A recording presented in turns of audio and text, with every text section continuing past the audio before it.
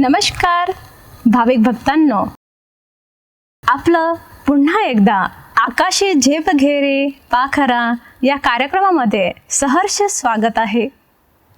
तर मागच्या अभंगामध्ये आपण पाहिलं होतं की सुख जवा एवढे आणि दुःख पर्वता एवढे, असं का? त्याचं सुद्धा आपण उत्तर पाहिलं होतं. आणि आजचा आपला अभंग आहे त्यातल्यासाठी मी 2 ओळी सांगते. तीळ तांदूळ जाळला व्यर्थ, क्रोध लोभांचा झाला गर्व. पांडुरंग विसरुनी फिरलो, धर्मायोजी केला अधर्म. किती छान याचा अर्थ आहे. असाच आपला आजचा अभंग आहे, तो पाहूया. तीळ जाळिले तांदूळ, काम क्रोध तैसेची खळ. करी सिनलाशी वाऊगा, न भजता पांडुरंगा. मानदंभ पोटासाठी केली अक्षरांची आटी.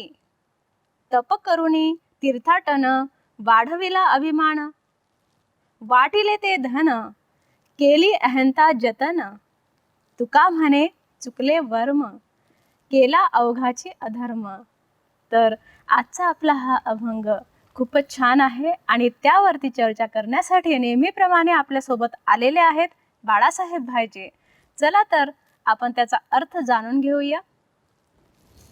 नमस्कार बाळासाहेब भाईजी. नमस्कार. तुमचं खूप स्वागत आहे. धन्यवाद. तर आपला आजचा हा अभंग आहे त्यातली पहिली ओळ आहे, तीळ जाळिले तांदूळ. याचा काय बरं अर्थ होतो? या ठिकाणी महाराजांना हे सांगायचं आहे की जसं आपण बघतो की तिळापासून तेल काढलं जातं आणि तांदूळापासून आपण भात बनवतो. बरोबर. परंतु ह्या दोन्हीला जर आपण जाळून टाकलं तर त्याची शेवटी राख बनते, म्हणजे एक मूर्खपणाचं लक्षण आहे. तर ह्या गोष्टींना आपण आपल्या वैयक्तिक जीवनामध्ये महाराजांनी वर्णन केलेलं आहे की ज्या वेळेला व्यक्ती ईश्वराकडे जाण्याचा प्रयत्न करतो, परंतु जीवनामध्ये काम क्रोध ह्या गोष्टींना तो उपभोगत असतो. बरोबर. वास्तविक जर तुम्हाला ईश्वराकडे जायचं तर ह्या दोन्हीही गोष्टींचा तुम्ही त्याग जर केला तरच तुम्ही ईश्वराकडे जाऊ शकतात.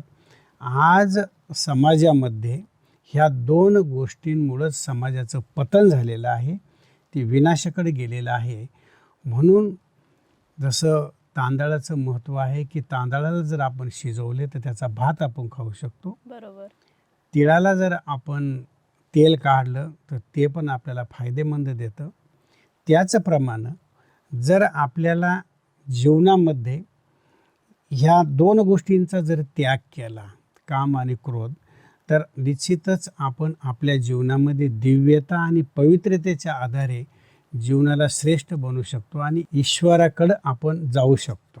बरोबर. जसं तुम्ही उदाहरण दिलेलं आहे तीळ आणि तांदूळाचं, तसंच तुम्ही सांगितलेलं की काम आणि क्रोध याला सुद्धा जाळायला हवं. मग आता हे कसं जाळणार? तर या ठिकाणी प्रत्येक धर्मग्रंथामध्ये ज्या वेळेला तुकाराम महाराजांना प्रपंचामध्ये राहून वैराग्य निर्माण झालं, बरोबर, तर ह्या वैराग्यामधून त्यांनी महात्मा गांधी घ्या, तुकाराम महाराज घ्या, माऊली घ्या, भगवद्गीता घ्या, कोणताही ग्रंथ घ्या, तर त्या ठिकाणी काम क्रोध लोभ मोह अहंकार ह्या गोष्टीला नरकाचं स्थान दिलेलं आहे.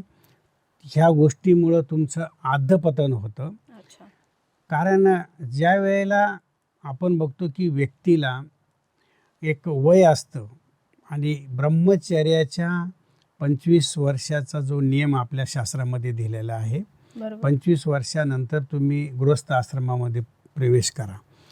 परंतु 25 वर्षामध्ये आपण बघतो नियमाप्रमाणे जर बघितलं तर त्यावेळेला तुमचं जे ओज असतं, तुमची जी ताकद असते, चाहे कुमार असो चाहे कुमारी असो, तर त्याच्याद्वारे तुम्ही खूप काही क्रिएटिव्हिटी करू शकता, जीवनामध्ये निर्माण करू शकता. बरोबर.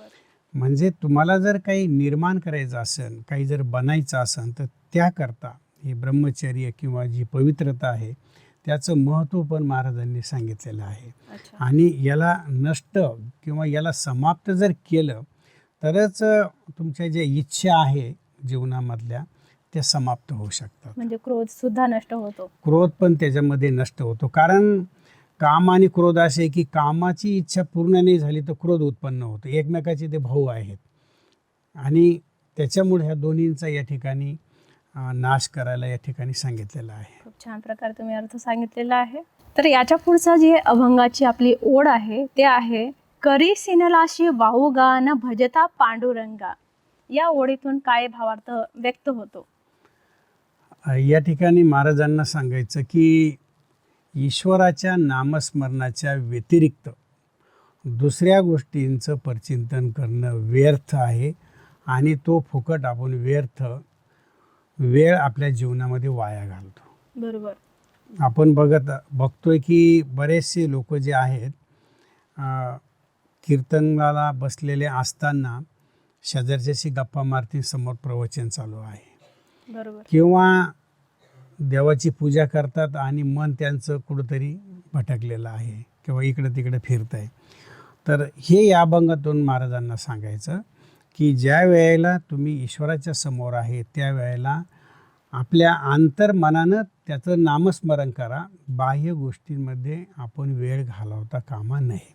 बरोबर. हां, मी ऐकलेलं आहे की म्हणजे पाहायला सुद्धा आहे की जेव्हा आपलं कीर्तन चालू असतं तेव्हा आपलं मन भटकतं. ते खूप चंचल असतं, ते शांत होत नाही. म्हणून महाराज लोक कीर्तन करत असताना लोकांना चूप करावं लागतं. बरोबर. म्हणजे समोर कीर्तन चालू आहे परंतु मुलं उठतात, कोणी काय बोलतं, बरोबर. कोणी काय बोलतं, तर खूप लोकांचं लक्ष समोर असतात. म्हणून महाराज लोक बार बार लोकांना शांत करतात. बरोबर. एक तर झोप पण येतं त्यामध्ये.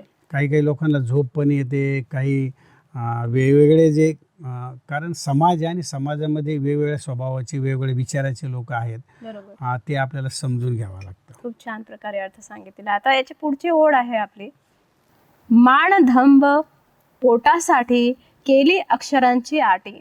याचा काय अर्थ होतो? या ठिकाणी महाराजांना सांगायचं की आज भक्ती मार्गामध्ये, मग तो वारकरी संप्रदाय असो किंवा भक्तीतला कोणताही प्रकार असो, पूजा असो, पाठ असो, बरोबर.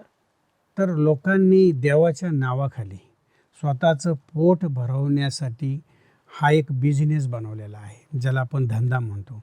वास्तविक यामध्ये त्यांचं निस्वार्थ भावना नाही आहे किंवा ईश्वराच्या प्रती जे निस्वार्थ प्रेम पाहिजे ते प्रेम बिलकुल राहिलेलं नाही. अच्छा. आपण जर प्रत्यक्ष अनुभव जर बघितला, तुम्ही मोठ्या मोठ्या तीर्थस्थानावर आज जा, बरोबर. जातानाच तुम्हाला लोक पहिलेच रस्त्यामध्ये अडवतात आणि ती एक चैन असते, पार्थिव मंदिराच्या पुजाऱ्यापर्यंत ती चैन असते की कोणत्या हॉटेलमध्ये जायचं, तुम्हाला VIP दर्शन मिळणार, मग त्याचा चार्ज वेगळा.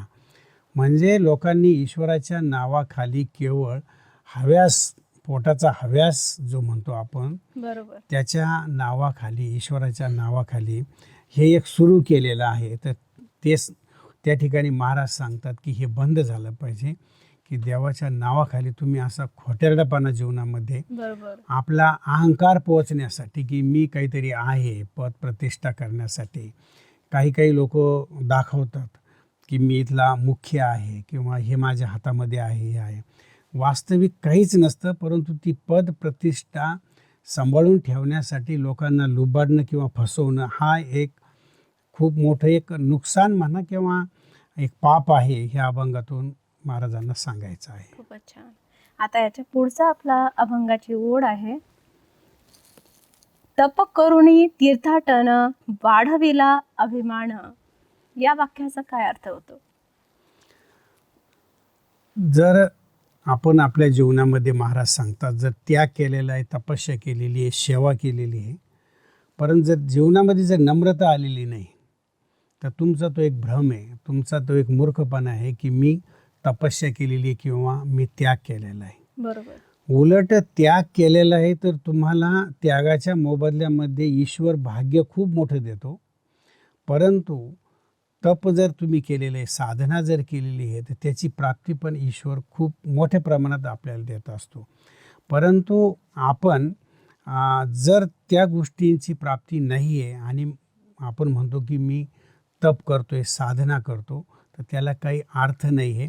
ते आपल्याला फक्त एक मनाला वरून आपण संतुष्ट करतो की मी साधना करतोय, मी बरोबर. त्याग केलेला आहे, पण अंतर्मनामध्ये संतुष्टता नाही मनापासून संतुष्टता नाही. नाही आहे. याचा जो अर्थ यथार्थ तपस्या किंवा यथार्थ जो त्याग आहे त्याच्यामध्ये काहीतरी कमी आहे. म्हणजेच की वरवर तुम्ही जे दाखवता ते दाखवायचं नाही व त्याग म्हणजे नाही करायचा. आपल्याकडे एक म्हणतात की वरवर माया आणि उपसी निजगवया, म्हणजे फक्त वरून दाखवायचं, बरोबर. परंतु त्याला खाऊ घालण्याची मनामधून इच्छा नाही आहे. बरोबर. तर हा प्रकार आहे. बरोबर. हा मी बघितलेलं आहे की जोपर्यंत मनुष्य जिवंत असतो तोपर्यंत त्याला खाऊ घालत नाही आणि तो गेल्यानंतर कितीतरी लोकांना जेवण देत आहेत. हम्म. म्हणजे तो त्याचा अर्थच म्हणजे त्यातून असा म्हणजे निघतो फक्त की तो एक अभिमान अहंकार जोपासायचा, लोक काही म्हणायला नको बरोबर. म्हणून ते एक 10वा म्हणा 13वा म्हणा, आणि जोपर्यंत आहे तर ती आत्मा पण वरून बघत असेल की मी बरोबर. गेल्यानंतर किती लोक नौटंकी करतात, बरोबर. माझ्यासाठी लोकांना खाऊ घालतात. बरोबर. तर ते न ईश्वराला पसंत आहे न त्या आत्म्याला ती गोष्ट बरोबर. पसंत आहे. खूप छान प्रकारे तुम्ही अर्थ सांगितलेला. वाटिले ते धणी केली अहंता जतन, याचा काय अर्थ होतो? या ठिकाणी महाराजांना सांगायचं की जर आपण धर्म कर्म किंवा ईश्वराला देण्यासाठी आपला स्वार्थ साधून जर तुम्ही काही देत असाल तर ते ईश्वराला स्वीकार नाही आहे. किंवा आपण बघतो की लोक करतात, जसं आता आपण बघतो की ह्यावेळी सध्या आषाढी एकादशीला पंढरपूरला आता आपली वाऱ्या चाललेल्या आहे. बरोबर. तर आता काही लोकांचा याच्यामध्ये काय भाव राहतो, महाराजांना सांगायचं हे की प्रत्येक गावामध्ये दिंडी गेल्यानंतर लोक जेवण देतात. बरोबर. आता याच्यामध्ये मनापासून देणारे किती आहेत आणि आता लोक देतात म्हणून आपल्याला द्यावा लागेल, हा जो भाव आहे, बरोबर. म्हणजे धर्माच्या नावाखाली जे आपण कर्म करतो पण त्या कर्मामध्ये जो भाव आहे हा श्रेष्ठ असला तर ते पुण्याचं खातं आपल्याला आपलं जमा होतं, नाहीतर अधर्म बनतो. नाहीतर तो एक अधर्म बनतो. किंवा लोक करतात म्हणून आपण बी करायचं, जबरदस्ती ज्याला आपण म्हणतो, तर ती गोष्ट ईश्वराला स्वीकार्य नाही आहे. ह्या अभंगातून तुकाराम महाराजांना या ठिकाणी सांगायचं आहे. खूप छान प्रकारे तुम्ही अर्थ सांगितला. आता जाता जाता आपल्या भाविक भक्तांना कोणता आध्यात्मिक संदेश देऊ इच्छिता आपण? तर या ठिकाणी आध्यात्मिक संदेश संक्षिप्तमध्ये आपण सर्व गोष्टी ऐकलेल्या आहेत. तर सर्वांना हेच आपण सांगू इच्छितो की चाहे वारकरी संप्रदाय असो किंवा अन्य कोणत्याही सत्याच्या मार्गावर चालत असताना आपण वाईट गोष्टींना टाळणं हे प्रामुख्यानं पहिलं स्थान आहे. की ज्या ठिकाणी तुकाराम महाराजांनी वर्णन केलेलं आहे की काम क्रोध लोभ मोह अहंकार हे सर्व ठिकाणी त्यागलेलं आहे आणि त्याला जीवनात आपण त्यागणं खूप गरजेचं आहे.